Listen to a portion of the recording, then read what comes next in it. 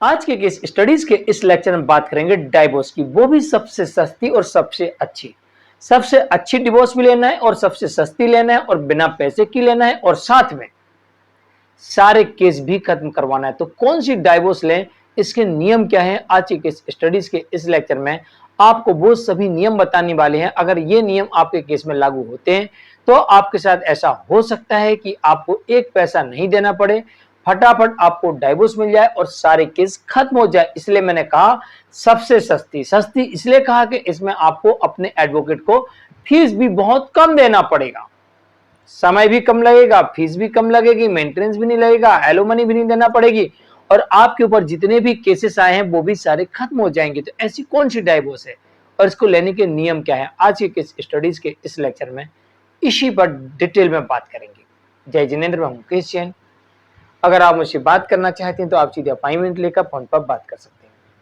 Appointment के लिए या सर जजमेंट्स के पैकेज के लिए, जिसमें आपको 150 से अधिक जजमेंट्स मिलेंगे या अन्य किसी जानकारी के लिए, दिए गए नंबर पर आप हमें एक छोटा सा मैसेज लिखिए। इसके बाद हम आपसे संपर्क करेंगे।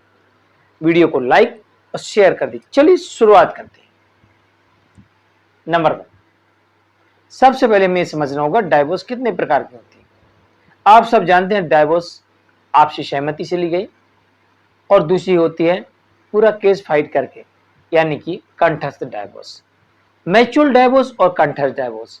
कंठस्थ में आप सब जानते हैं समय बहुत लगता है, कई सालों तक हमको इंतजार करना पड़ता है। एक बार डाइवोर्स मिलने के बाद इसमें अपील भी हो जाती है और ये अपील में सुप्रीम कोर्ट तक जाती है और बहुत लंबा समय लगता है।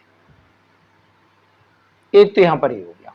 दूसरा, तो ये डाइवोर्स हमारे लिए इतनी अच्छी नहीं है, ना सस्ती है ना अच्छी है, क्योंकि इसकी वजह से हमारे ऊपर आए हुए सारे केस भी तो खत्म ही होना है। वो अपनी जगह चलेंगे, पर डिवोर्स अलग हो जाएगी या नहीं होगी, मिलेगी कि नहीं मिलेगी, मिलेगी तो कब मिलेगी, और खर्चीली बहुत है, मेंटेनेंस भी लग सकता है, इसमें एलोमनी भी लग सकती है, वकील साहब की फीस भी देना पड़ेगा कई साल तक केस लड़ोगे तो स्वाभाविक है। तो खर्चीली बहुत है और लंबी चलने वाली है, तो ये अच्छी कहीं से कहीं तक नहीं है।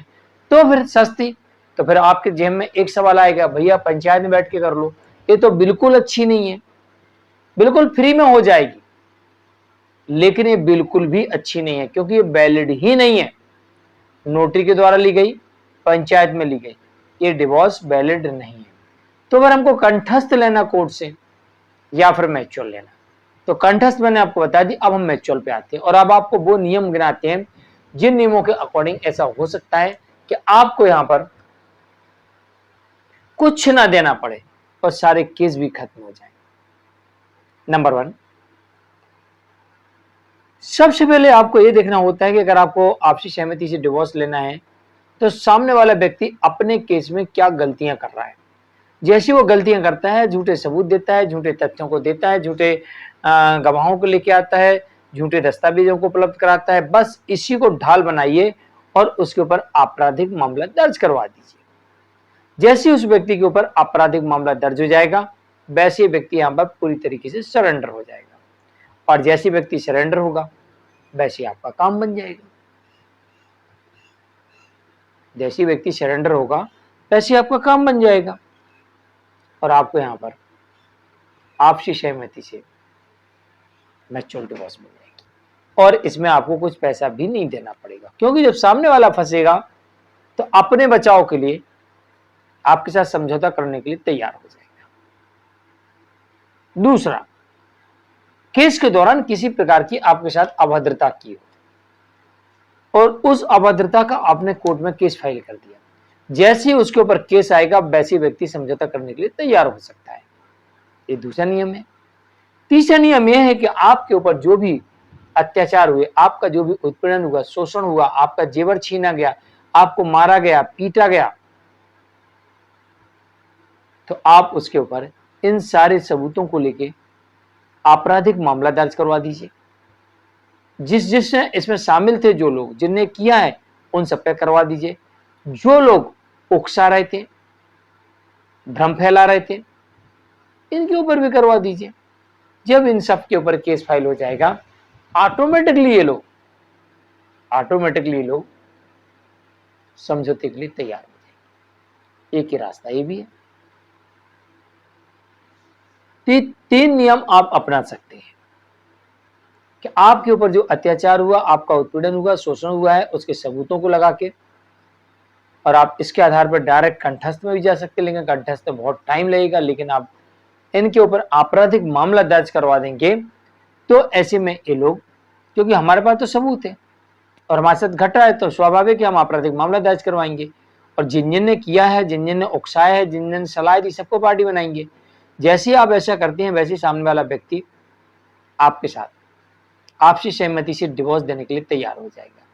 बस अब आप लोगों को यहाँ पर अपने अपने केस वापस लेना होंगे और मामला यहीं पर रफा दफा हो जाएगा और फटाफट यहाँ पर डिवोर्स हो जाएगा। और आप कंडीशन वही रखेंगे कि भैया हमारे ऊपर जो केस है तो वो अपने केस तुम वापस ले लो, मैं अपने केस मैं वापस ले लेता हूँ, और मैच्योर डिवोर्स कर देते हैं बिना किसी लेन देन के। और ये मैच्योर डिवोर्स लगभग महीने भर में हो जाती है, तो आपको डबल तिबल फायदा मिल जाएगा। तो ये सबसे सस्ती और सबसे अच्छी डिवोर्स है। कई बार ऐसा केस के दौरान होता है कि सामने वाला व्यक्ति कुछ ना कुछ गलतियां तो करता है, बहुत कुछ करता है, कुछ ना कुछ नहीं बहुत सारी गलतियां करता है केस के दौरान भी और वैसे भी। बस आपको इन्हीं गलतियों को पकड़ना है कि आपका पार्टनर आपके साथ किस तरह की गलतियां कर रहा है, और उन्हीं गलतियों के आधार पर आप उनके ऊपर आपराधिक मामला बनता है तत्काल दर्ज करा दीजिए। आपके साथ मार पीट, लड़ाई झगड़ा, चोरी चकारी, आपके घर पे आके डराना धमकाना, घर में तोड़फोड़ करना, घर में घुसने की कोशिश करना, केस के दौरान ऐसा कुछ भी होता है आप तत्काल इनके खिलाफ कंप्लेंट दर्ज करवा दीजिए, केस दर्ज करवा दीजिए। जैसे ही इनके ऊपर केस होगा वैसे आपकी कंडीशंस पर आपके साथ मैच्योर डिवोर्स के लिए रेडी हो जाएंगे, और मैच्योर डिवोर्स के लिए रेडी होंगे तो आपकी कंडीशन नहीं रहेगी, फटाफट डिवोर्स लो और फटाफट सारे अपने अपने केसेस वापस लो, बात खत्म। अगर आपको मेरे केस से इतना डर है तो मुझे भी आपके केस से डर है, इसलिए केस वापस लो, तुम अपना भी लो मैं अपना भी लेता हूं। नहीं तो फिर देखेंगे अब सामने वाले ने तो गलत किया है और उसका आपका प्रूफ आ गया, आपने केस ठोक दिया, तो ये तो फंस गया, तो ये आपके साथ समझौता करने के लिए तैयार हो जाएगा। और यहाँ पर अगर पत्नी की बात करें तो बिना किसी लेन देन के मामले निपट जाएगा, और अगर पति की बात करें या पति ने कोई अपराध किया है तो पत्नी यहाँ पर कुछ ले दे के भी मैंने सेटलमेंट कर सकती है, लेकिन फिर भी